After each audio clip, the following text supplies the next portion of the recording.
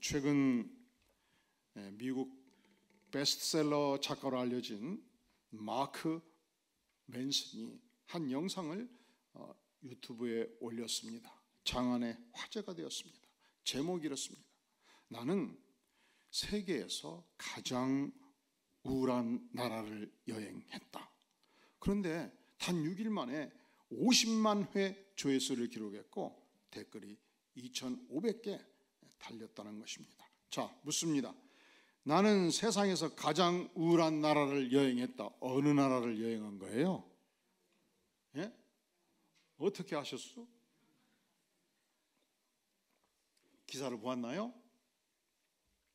그런데 이것은 사실이에요. 증거가 너무 많아요. 2022년도 자살자가 1만 3천 명, 이게 얼만큼 크냐면요, 1년 교통사고로 사망하는 사람 수보다 무려 5배가 많아요. 하루에 매일 35명이 스스로 생애를 마감하고 있습니다. OECD 35개 국가 중에서 자살률 1위예요. 우리는 어떤 사람이 스스로 생애를 마감할 때 첫째로 너무 살기가 힘든 모양이다, 먹을 것이 없는 모양이다, 그래서 자살한다고 생각해요. 혹은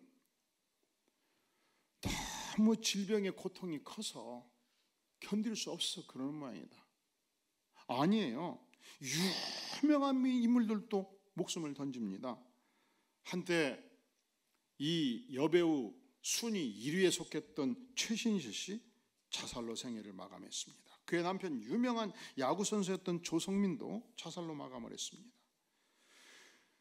일국의 대통령도 자살로 생애를 마감했습니다. 대우건설 사장이었던 남상국 씨도 어떤 치욕적인 말 한마디에 몸을 한강에 던져서 생애를 마감했습니다. 이 최진실 씨 동생인 최진영은 1991년도 청룡문화상의 영화상에서 남자 신인 배우상을 수상했던 인물입니다. 그런데 그가 배우로서, 가수로서, 모델로서 혁혁한 활동을 하는 와중에 2010년 3월 29일 39세로 생애를 스스로 마감했습니다. 자, 지금까지 언급한 인물들이 갖고 있는 공통점이 있어요. 저들은 한때 각 분야에서 대단히 성공한 인물이라는 사실입니다. 연예계에서, 정치계에서, 기업인의 세계에서 발군의 실력을 발휘했던 인물들입니다. 두 번째, 그럼에도 불구하고 위대한 성공의 뒤안길에 압박감이 있었고 우울증이 있었고 죄책감에 시달렸습니다. 자, 이들은 모두 사실은 근원적인 이유가 있습니다. 내가 이 땅에서 살아야 될 본질적인 이유가 무엇인가? 내가 이 땅에 살아야 될 인생의 목적이 무엇인가? 목표가 무엇인가? 답변할 수 없었고 자살로 마감한 것입니다. 사랑하는 성도 여러분, 여러분은 여러분의 삶을 이 땅에서 영유하는 절대적 인생 목적이 무엇입니까? 내가 살아야 되는 본질적인 의미가 어디에 있습니까? 과연 무엇을 위하여 사는가? 삶의 목적이 무엇인가? 어디에 내 삶의 의미를 둘 것인가? 아주 중요한 질문이죠. 이것은 단지 오늘을 살아가는 우리의 질문일 뿐만 아니라 2000년 전 1세기 유명한 복음 전도했던 바울 사도가 유럽의 철학의 본산지, 이 세계 문명의 본산지 그리스 반도 아테네 시를 방문했을 때 놀랍게도 이것이 인생의 의미라고 주장했던 수많은 철학자들, 유명한 철학자들을 만나게 됩니다. 어떤 인물을 만나게 됩니까? 자, 18절을 주목해 보세요. 어떤 에피쿠로스와 스토아 철학자들도 바울과 무엇을 했다고요? 쟁론을 한 것입니다. 자, 인생의 의미는 무엇인가? 에피쿠로스 학파는 인생의 절대적 의미를 현실적 쾌락에서 찾았습니다. 향락주의적인 삶의 태도를 견지했습니다. 행복의 원천은 어디 있는가? 쾌락이 있다고 봤습니다. 인생의 최종 목적이 어디 있는가? 쾌락이 있다고 봤습니다. 즐기는 것이 인생이라는 거예요. 그런데 이것은 우리 민족도 피 속에 흘러가요. 그러니까 우리가 전 세계를 K-팝이 막 석권하고 말이죠. 유명한 예술가들이 막 등장하고 피아니스트들이 등장하고 춤추고 노는 분야에 전 세계 1등 지금 가고 있잖아요. 근데 우리 민족의 피 속에 흘러가는 부분이 있어요. 노세 젊어서 노세 젊어서 노세 늙어 치면 너나니 막 그러잖아요. 이게 에피쿠로스 학파의 주장이었습니다. 그런데 저들은 단지 육체적 쾌락을 의미하는 것은 아니에요. 저들은 정신적 쾌락을 포함합니다. 저들은 명상의 쾌락을 포함합니다. 저들은 무수한 책을 읽으면서 즐겼고 수많은 시간을 명상하면서 쾌락을 누렸습니다. 자, 두 번째 학파 누가 등장합니까? 스토아 철학자들이 등장합니다. 이들은 인생을 매우 경건하고 진지하게 성찰했습니다. 인생의 지혜, 인생의 명철을 추구하고 인생이 추구해야 될 정당한 윤리가 무엇인가? 신조가 무엇인가? 도덕이 무엇인가? 그가 믿는 바를 따라서 자신을 통제하고 절제하고, 그래서 수많은 스토아 철학자들은 대단히 금욕적인 인생을 살았습니다. 자기가 옳다고 믿는 바 그 신조와 윤리를 따라서 진리의 법도에 성실하게 충실한 삶을 사는 삶, 이게 스토아 철학자들의 인생이었습니다. 그러니까 우리 한반도에서 보면 유교 윤리에 충실하게 살았던 군자들의 모습도 저들에게 있었던 것입니다. 세 번째, 우리가 예수 그리스도가 없다면, 부활이 없다면, 하나님이 안 계신다면 우리 인생에서 삶의 의미를 찾는 영역이 어디에 있는가? 낭만주의 사조가 있습니다. 이 낭만주의란 꿈이나 공상의 세계를 동경하고 감상적인 정서를 추구하는 일종의 문의 사조인데, 이 로맨티스트들은 인생의 아름다움을 추구합니다. 로맨틱한 예술 세계를 추구합니다. 시종 일관 탐미적인 자세를 취합니다. 인생의 의미는 어디 있는가? 아름다움이 있다고 믿는 것입니다. 인생의 의미는 어디 있는가? 한 세상 멋지게 꾸미고 살자. 짧은 세상 최대한 아름답게, 멋지게, 우아하게 인생을 가꾸고 사는 것이 인생의 의미이다. 네 번째, 만약에 예수님이 없다면, 부활이 없다면 인생의 의미를 어디에서 발견할 것인가? 실존주의적인 태도가 있죠. 나라는 인생은 우주 공간에 던져진 존재다. 우연히 허망한 세상에 던져진 존재다. 그래서 내 인생의 존재는 불안한 존재예요. 부조리한 존재라 생각하는 것입니다. 불란서의 유명한 작가 까뮈는 말하기를, 인생이란 결국 자살할 수밖에 없는 허무한 존재로 인생의 실존을 이해하는 것입니다. 자, 이렇게 생각하면 이러한 모든 철학과 인생의 태도는 전제가 있습니다.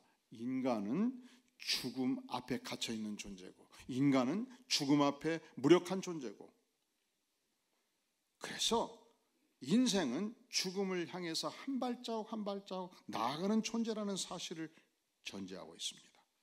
만약에 여기 촛불이 있다면, 그리고 촛대가 있다면 불을 켜면 반드시 한계가 있지요. 2시간, 3시간이 지나면 자기 몸을 다 태우고 언젠가는 촛불이 꺼지지 않겠습니까? 그 촛불이 타는 동안에 어떻게 불태울 것인가?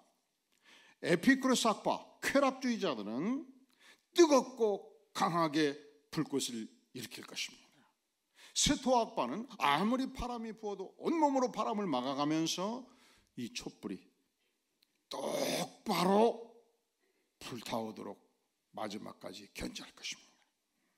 로맨티스트는 아니죠. 그냥 탈 수 없죠.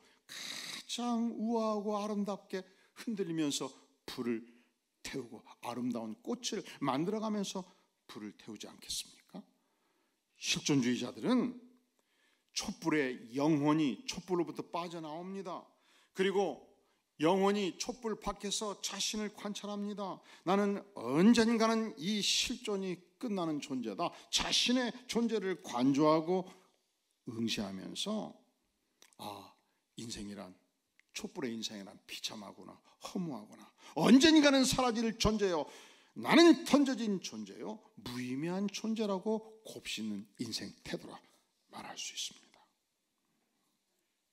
이 모든 태도는 전제가 되어 있어요. 인생의 부활이 없을 때, 우리가 최선을 다해서 인생의 의미를 발견하고자 할 때 이런 태도를 가질 수 있다는 것입니다.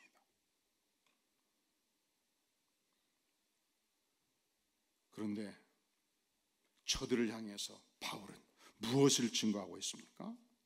예수 그리스도를 증거하고 인생은 죽음의 끝이 아니고 죽음은 예수의 복음 안에서 새로운 시작이라고 외치는 것입니다. 그가 아테네 광장의 언덕에 서서, 아래의 보고에 서서 감히 그가 믿는 신앙을 외치고 있는 것입니다. 어떻게 외쳤습니까? 자, 우리 다 함께 22절, 23절 같이 읽어볼까요? 시작. 바울이 아레오바고 가운데 서서 말하되 너희를 보니 범사에 존귀심이 많도다. 내가 두루다니며 너희가 위하는 것들을 보다가 알지 못하는 신에게 라고 새긴 단도 보았으니 그런즉 너희가 알지 못하고 위하는 그것을 내가 너희에게 알게 하리라. 여기서 계속 전개되는 바울의 선포는 우리가 현대인의 언어로 바꾸어서 이렇게 표현할 수 있어요. 아테네 시민 여러분, 여러분은 대단히 훌륭한 종교심을 가지고 계십니다. 제가 이 아테네 거리거리를 다니면서 수많은 신전들을 보았습니다. 아폴로 신전, 누구 신전을 보았습니다. 그런데 제가 주목한 한 신전이 있었습니다. 많은 사람들이 경배하고 있었습니다. 놀랍게도 이 신전은 신의 이름이 없었습니다. 알지 못하는 신에게. 그런데 아테네 시민 여러분, 여러분이 알지 못하는 신, 사실은 제가 여기서 소개하게 될 것입니다. 그분은 여호와 하나님이십니다. 창조주십니다. 주권자십니다. 여러분의 생명을 창조하셨고 이 땅에 모든 생명을 창조하셨고 우주 만물을 창조하신 하나님이십니다. 여러분이 오늘 여기 오기까지, 유명한 철학자가 되기까지 여러분을 낳고 길러주시고 학비를 주시고 돌봐주신 부모님이 계시지 않겠습니까? 만약 여러분들이 여러분을 낳고 기르신 부모님을 모른 채 한다면, 생신이 되어도 찾아뵙지 않는다면, 명절 때도 연락하지 않는다면, 그렇게 10년, 15년, 17년의 세월을 보내고 있다면 여러분은 이런 아들을 무엇이라고 표현하시겠습니까? 여러분은 뭐라고 표현하시겠어요? 그런 아들을 뭐라고 해요 요즘? 불효자식. 그리고 후자 들어가는 말이 있어요. 무슨 자식? 후레자식. 그리고 호자 들어가는 말이 있어요. 무슨 자식? 호로자식. 그런데 여러분, 나를 낳고 기르주시고 학비 주시고 돌봐주신 부모님이 고마워서 우리가 명절 때마다 생신 때마다 찾아 뵙는데도 불구하고 여러분의 부모님을 창조하신 하나님, 여러분을 직접 돌봐주시는 하나님, 낮에는 태양을 주시고 공기를 주시고 물을 주시고 모든 필요를 공급해 주시는 전능하신 여호와 하나님을 모른다 한다면, 감사하지 않는다면, 영광을 돌리지 않는다면, 찾아뵙지 않는다면 여러분은 하나님 앞에서 호로자식이 되지 않겠습니까? 하나님을 모른다는 것이 죄입니다. 죄의 삭은 사망이라. 하나님을 모른다 했기 때문에 사망 권세가 이 땅에 임했고 우리는 심판 아래 갇힌 인생이 되었습니다. 하지만 하나님은 심판에 갇힌 죄 많은 인생들을 버려두지 아니하셨습니다. 가장 사랑하는 독생성자 예수 그리스도를 이 땅에 보내주셨습니다. 내가 죽어야 될 그 자리에 대신 예수님께서 피 흘려 죽기까지 하셨습니다. 그분은 이 땅에 오실 때 갑자기 오시지 않았습니다. 구약 성경에서 365가지 이상 전생애를 예언받고 이 땅에 오셨습니다. 불신의 세계에서 믿음을 주시기 위해서 미가서 구약성경 5장 2절에서 베들레헴에 탄생한다고 약속하셨고 베들레헴에 오셨습니다. 무수한 고난을 받으시며 십자가에 죽으신다고 약속하셨고 이사야 선지자를 통해서 약속하셨고 그 약속 따라 죽으셨습니다. 죽음을 뚫고 부활하신다 약속하셨고 죽음을 뚫고 부활하셨습니다. 십자가에 못 박힐 때 도망친 12제자를 한 사람 한 사람 만나셨고 500여 성도들을 직접 만나셨습니다. 부활의 강력한 증거가 있었습니다. 더 큰 증거는 십자가에서 돌아가실 때 배신했던 그 모든 제자들이 부활의 주님을 만나고 전사로 바뀌었습니다. 전 세계를 향하여 복음을 증거하는 전사가 되었고 대부분 예수 그리스도 부활의 주님을 증거하다가 순교를 당하게 된 것입니다. 이 예수 그리스도를 관찰했던 한 인물이 있었습니다. 터키 최대의 도시를 이스탄불이라고 하죠. 성 소피아 사원이 있습니다. 얼마 전 여기에 소장된 비밀 문서가 발견되었습니다. 제목이 이렇습니다. 예수의 체포와 신문 및 처형에 관하여 가이사 황제에게 보내는 빌라투 총독의 보고서.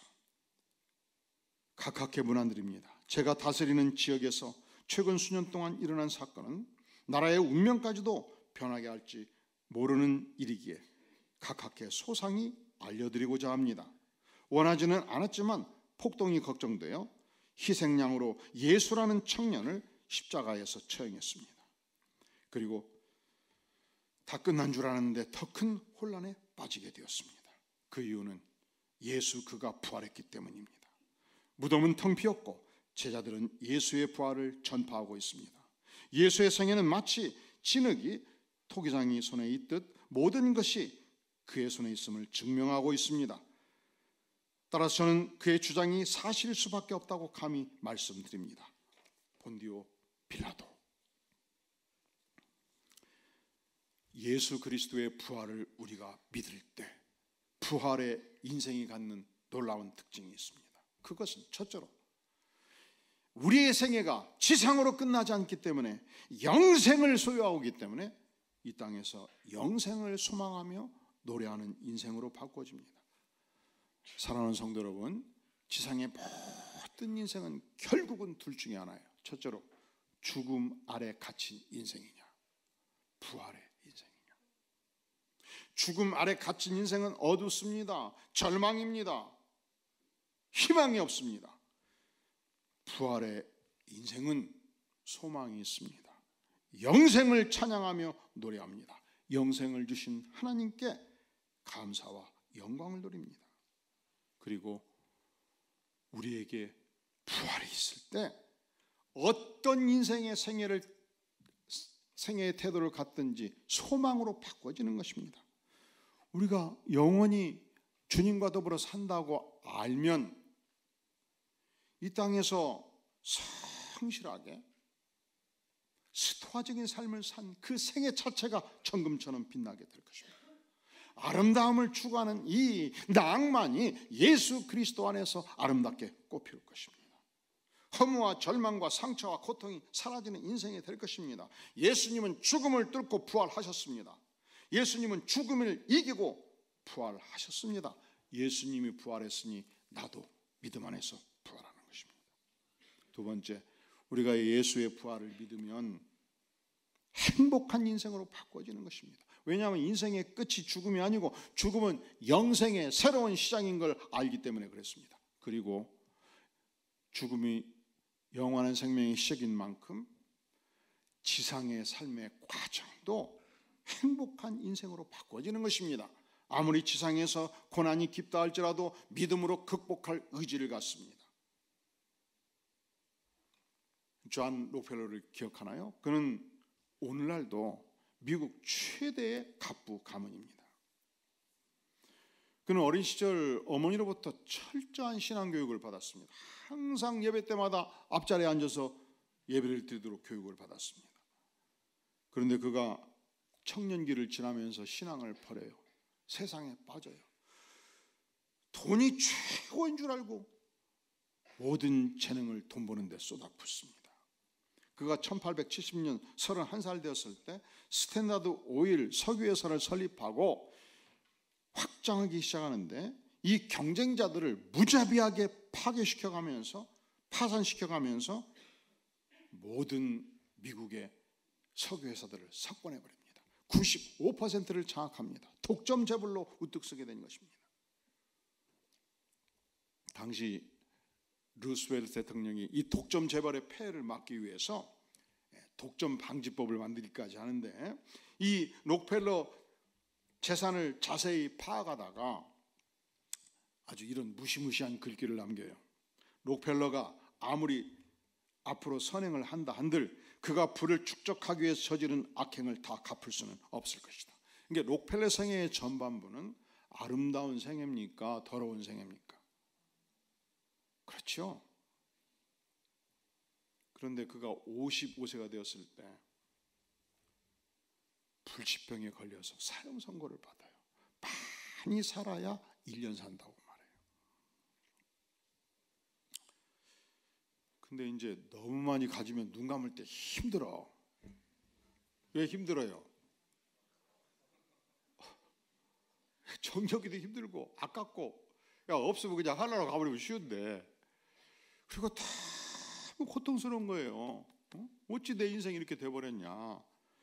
그런데 그 병원을 올 때마다 그 글귀를 봤는데 지금까지는 한 번도 주목하지 않았는데 불치병을 선고받고 딱 보는데 이 글씨가 온 가슴을 저민 거예요. 따라해 볼까요? 주는 자가 받는 자보다 복이 많다. 주는 자가 받는 자보다 복이 있다. 이 하나님의 말씀, 예수 그리스도의 말씀이 가슴에 팍 박인 거예요. 지금까지는 주면서 살았어요. 오직 축적으로 모으는 데 집중했어요. 근데 복이 없네. 1년도 못 사네. 그러니까 내가 남은 1년의 생애 동안 할 일은 지금까지 모든 재산을 다 나누어 주는 거다. 주자. 그렇게 생각하니까 어린 시절 신앙생활의 기억이 나고, 야, 내가 정말 죄를 많이 지었구나. 회개하고 겸손히 낮아져서 욕심과 탐욕을 버리기 시작하는 것입니다. 근데 이제 이 록펠러 생애 속에 지은 죄가가 많은 만큼 이 록펠러의 생애를 이야기하면 듣기 싫어하는 분들이 있어요. 왜냐하면 죄가 너무 크니까.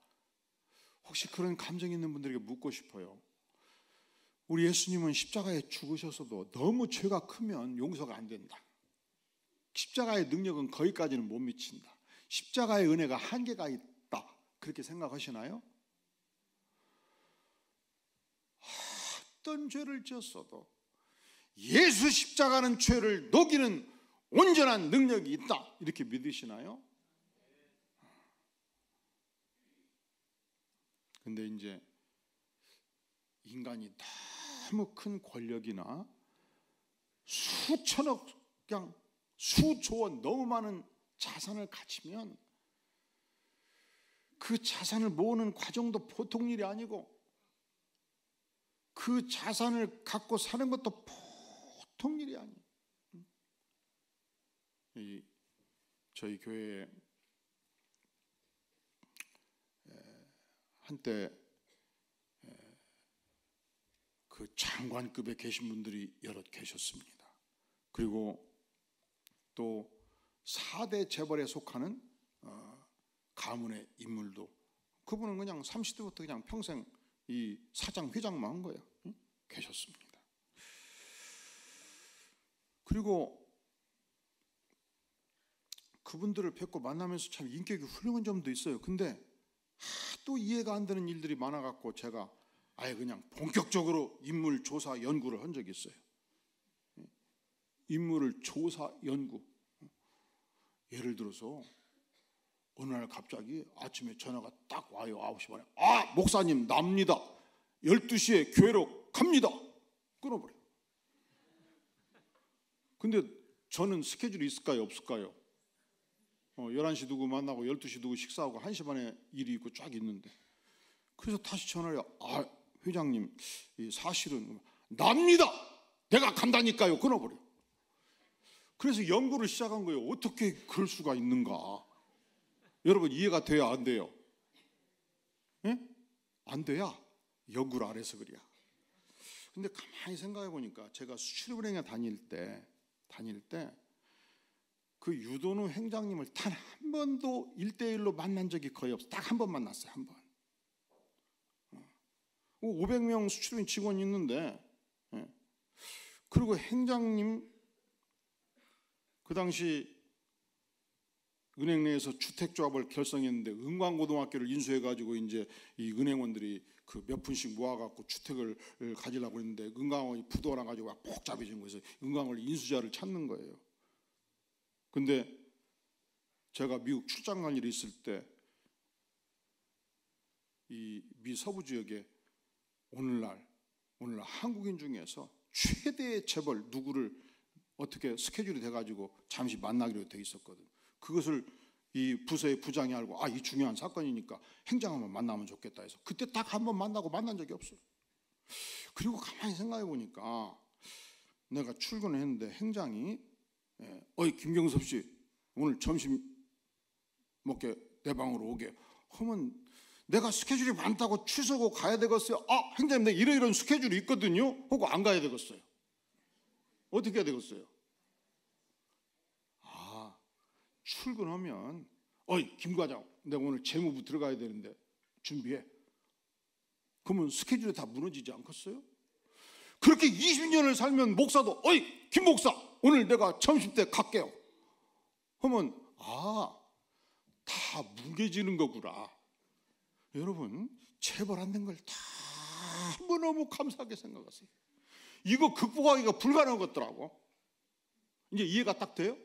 아까 다 이해가 안 된다고 그랬는데 이해가 딱 되냐고. 엄청 제가 연구를 했어요. 어떻게 그럴 수 있는가.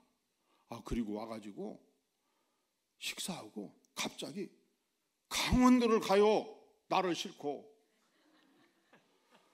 그리고 운전서 기사 달고 와가지고 대각선 자리에 딱 앉혀오고 보다를 누르면 앞자리가 쭉 가고 발밑에 대고 막 돌아가고 등에서 막 돌아가가지고 시원하게 해줘요. 목사님 기분이 어떠십니까? 그냥 하루 스케줄이 무너져 버리는 거예요. 그냥. 그래서 그 다음부터는 전화 오면은 누구한테도 전화가 와도 가슴이 떨려. 왜? 이 전화 받으면 어떻게 돼야? 스케줄이 다 무너지네. 사랑하는 성도 여러분, 큰 권력 안 갖고 큰 재벌 안 되는 것도 축복이다. 내가 재벌의 아들로 태어나지 않은 것이 얼마나 감사한가. 그런데 당대의 기업을 일으켜서 미국 최대의 재벌이 되었을 때, 정점에 있을 때, 55세가 되었을 때 사형 선고를 받고 그때 다시 예수님께 돌아온 거예요. 그리고 그 권세와 그 재산을 다 내려놓기로 결심을 한 거예요.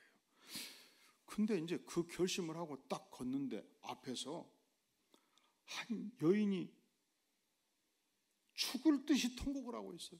거의 통곡을 하고 있어요. 그래서 뭐가 저렇게 슬픈가 하고 걷다가 멈춰서 들어보니까 내 딸이 죽게 생겼어요. 내가 도무지 돈이 없어서 내 딸을 살릴 수가 없어요. 꺼이꺼이 우는데 지금부터 시작하자. 비서를 불렀습니다. 저 여인을 만나게, 저 여인의 딸이 완치될 때까지 모든 자금을 지원하게. 비서가 깜짝 놀라요. 왜 놀랐을까요? 평소에 이렇게 자선을 얻은 사람이 자선을 하면 비서가 당연하게 생각하지. 단 한 번도 자선을 허락 말한 적이 없었거든요. 지독한 구두쇠였거든요. 축적이 인생의 목적이었거든요. 얼만큼 구두쇠였냐? 그는 재벌이지 않습니까? 빌딩이 많지 않습니까? 그는 그가 즐겼던 자기가 소유한 빌딩의 호텔에 고급 음식점을 자주 드나들었습니다. 근데 가면 우리식으로 표현할게요. 항상 6,000원짜리 짜장면만 시켜. 그래서 웨이터가 탁 데려가지고 회장님의 회사입니다. 50만 원짜리, 70만 원짜리 좋은 음식도 있습니다. 여보게 짜장면 6천 원짜리. 회장님, 아드님은 항상 오면 50만 원짜리, 70만 원짜리 드십니다. 여보게, 난 말이야 체벌 아버지가 없단 말이야. 6천 원짜리 가져와. 지금부터 제가 존 록펠러의 일생을 얘기하면 같이 밤을 새야 돼요. 어떻게 일화가 많든지. 그리고 또 얘기해요. 전액을 지불하되 나 존 록펠러가 지급했다는 사실을 밝히지 말라. 이것이 그 인생 새 출발의 신호탄이었습니다. 예수 그리스도 이름으로 기부하는 인생으로 바꿔졌습니다. 미국에서 가장 아름다운 교회로 알려져 있는 리버사이드 교회를 수백억 헌납해서 짓습니다. 그가 죽을 때까지 미국 전역의 전 세계 4,928개의 교회를 세웁니다. 몇 개 교회를 세운다고요? 여러분들은 오래전부터 저와 함께 목회를 했다면 축전 안디옥교와 광교 안디옥교에 세우는데 일조한 것을 기뻐하시기를 바랍니다. 그래도 우리는 4,928개 교회를 세우려면 3,000년을 살아야 돼요. 그가 미국에서 유명한 시카고 종합대학을 설립합니다. 그리고 12개 종합대학을 세우고요, 12개 단과대학과 연구소를 설립합니다. 그가 55세의 사형선고를 받고 축적의 인생에서 기부의 인생으로 바꾸어지면서 하나님의 은혜를 받습니다. 무려 98세까지 살다가 천국에 입성하는 것입니다. 부활의 인생이 갖는 축복, 영생을 소망합니다. 행복한 인생, 주는 인생을 살아갑니다. 부활의 인생이 갖는 축복. 부활의 인생은 생애 종말도 아름답습니다. 이 땅의 모든 장례식은요, 이 땅의 삶이 끝이라고 생각하는 한 희망이 없어요. 끝나버렸잖아요. 희망이 없어요. 만약에 부활이 없다면 이 땅의 모든 장례식은 절망입니다. 슬픔입니다. 어두움입니다. 희망이 없습니다. 그런데 항상 그런 것은 아니에요. 이대 총장이었던 김알람 박사, 그분은 평생 독신으로 살면서 예수님께 헌신했습니다. 죽음을 앞두고 사랑하는 제자들에게 당부합니다. 내가 죽거들랑 장성곡을 틀지 말라. 베토벤의 환희의 송가를 들어라. 왜냐하면 나는 천국에 입성하기 때문이다. 조객들에게 상복을 입지 말라 읽어라. 가장 화려한 옷을 입고 오라 부탁하라. 왜냐하면 내가 천국에 입성하는 것을 축하하러 오기 때문이다. 영국 속담에 그런 말이 있습니다. 하루를 기쁘게 살기를 원하면 이발하라. 한 주간 기쁘게 살기를 원하면 승용차를 사라. 그러니까 외제차 좋은 게 뭐가 있나요? 벤틀리를 사도 일주일 지나면 비슷해. 한 달을 기쁘게 살기를 원하면 결혼해라. 해봤더니 한 달 지나니까 비슷해. 1년을 기쁘게 살기를 원하면 새 집을 사라. 그리고 이 시간 김경선 목사가 이 영국 속담의 가장 중요한 한 가지 첨언의 말씀을 드립니다. 영원히 기쁘게 살기를 원하면 부활의 주님을 믿어라. 기도합니다. 영광의 주님, 이 한정된 죽음에 갇힌 인생에서 죽음을 뚫고 부활하신 주님, 영광의 주님 예수 그리스도를 믿으며 영생을 사는 삶의 축복을, 그 은혜를 넘치게 부어 주시옵소서. 예수님의 이름으로 간절히 기도하옵나이다. 아멘.